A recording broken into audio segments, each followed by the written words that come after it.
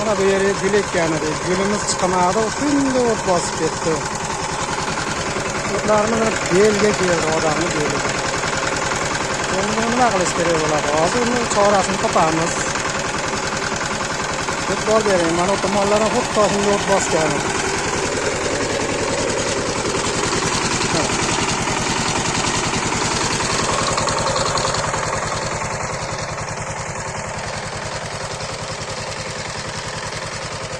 Ana shunday juda ham qalin o't bosgan. Endi buni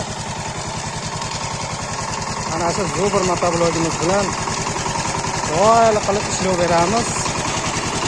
Hozir qanday ishlarni bilib ko'rasizlar, baho berasizlar.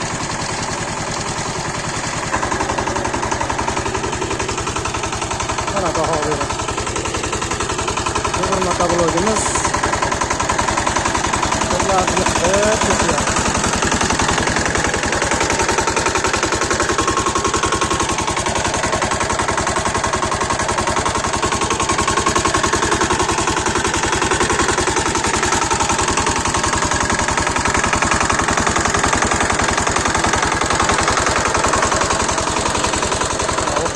silos holatiga keltirib o'ziga o'zi o'g'it tayyorlab beradi.